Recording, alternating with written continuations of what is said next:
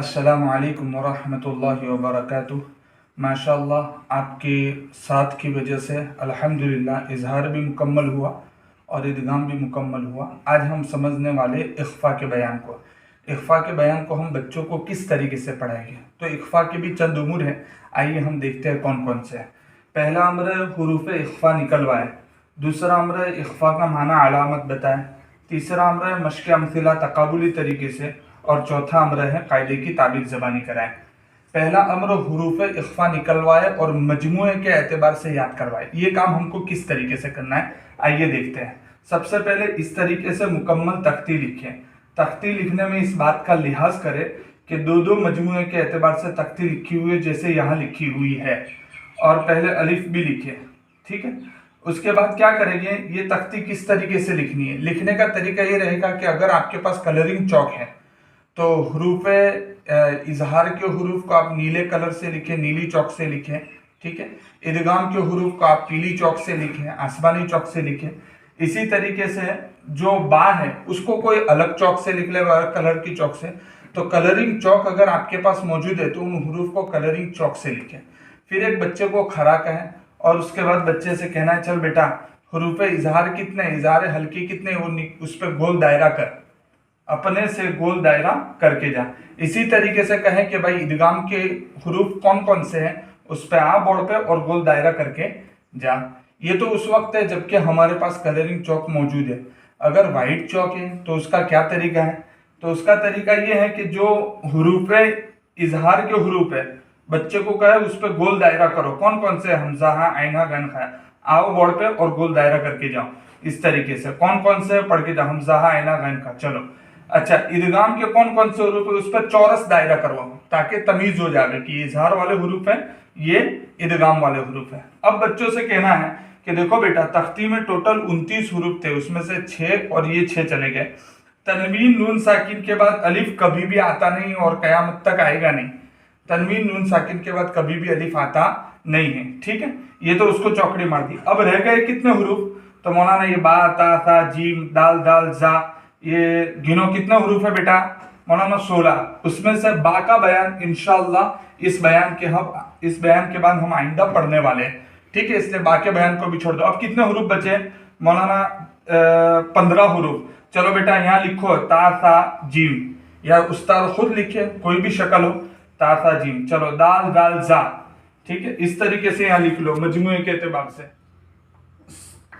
ता सा जीम, दाल दाल जा, सीन शीन, स्वाद ضاد, तो ज़ो, फा कौफ काफ। ये इस तरीके से निकलवाएं बच्चों से, ठीक है। हम बच्चे निकालेंगे और मजमूए के एतबार से याद करेंगे। अब बच्चों से कहो कि बैठो और ये हुरूफ जो मैंने 15 निकाले उसको इसी तरतीब से याद करें।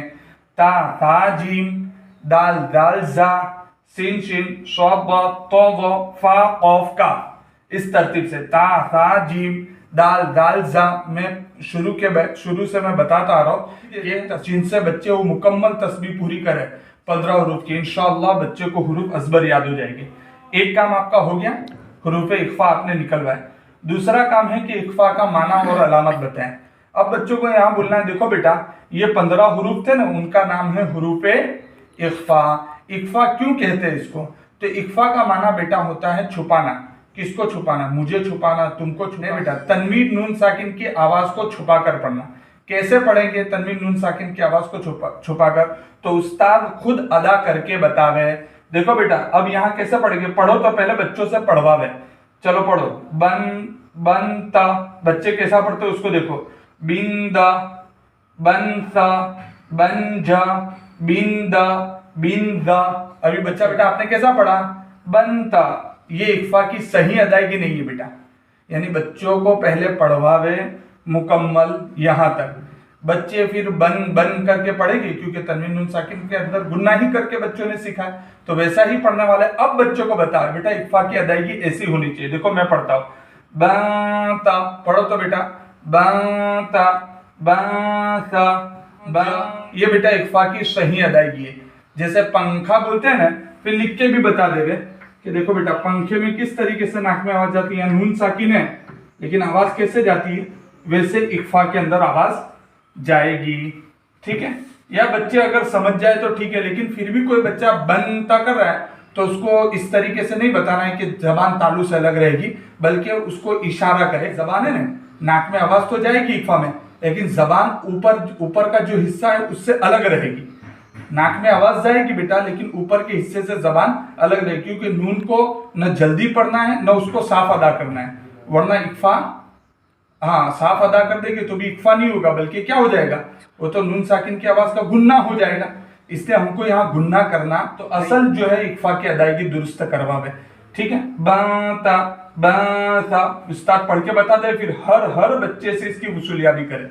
इक्फा का माना समझ गए, अब उसके बाद इक्फा की अलामत बताए। देखो बेटा इजहार में भी 2 अलामत थी, इदगाम में भी 2 अलामत थी, इसी तरीके से इक्फा में भी 2 अलामत थी। पहली अलामत तनवीन नून साकिन का होना और दूसरी अलामत हुरूफ इक्फा के 15 हुरूफ में से कोई एक हरफ, दोनों अलामत एक मिसाल में बैक वक्त मौजूद है तो ही इक्फा होगा, वरना इक्फा होगा नहीं। लिहाजा अगर मैंने एक जबर कम कर दिया, इक्फा होगा नहीं होगा। क्यों? पहली अलामत तो निशानी मौजूद है, या ताकि जगह मैंने ऐन लगा दिया तो इक्फा होगा नहीं होगा। क्यों नहीं होगा?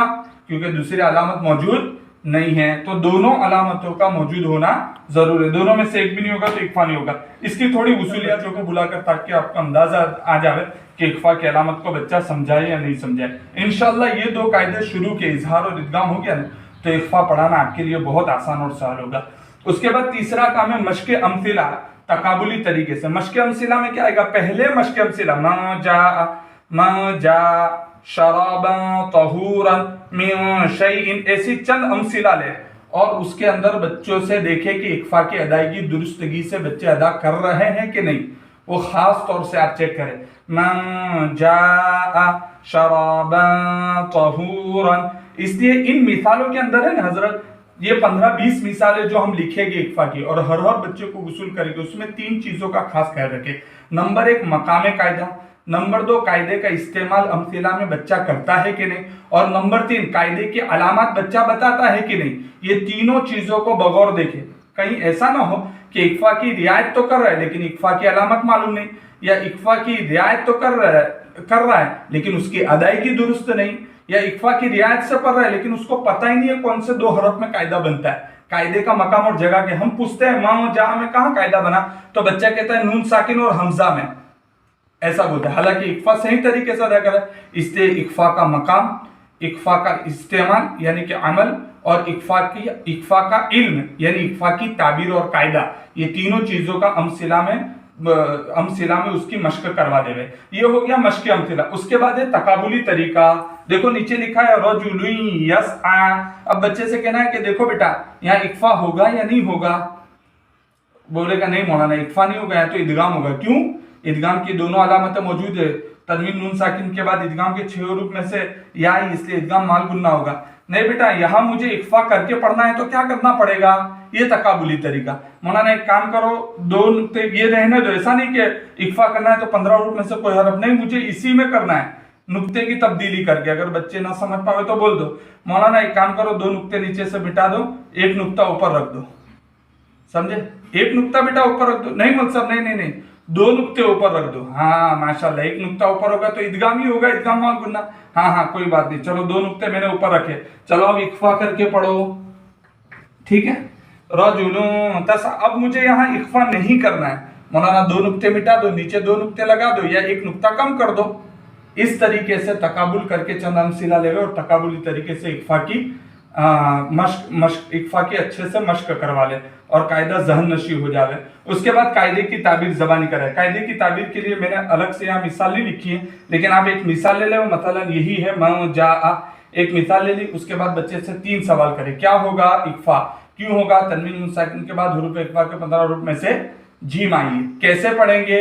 इक्फा करके नाक में आवाज को छुपा कर पढ़ेंगे। पढ़ के बताओ ना जा आ। अल्हम्दुलिल्लाह इक्फा का बयान मुकम्मल हुआ। जज़ाकल्लाह।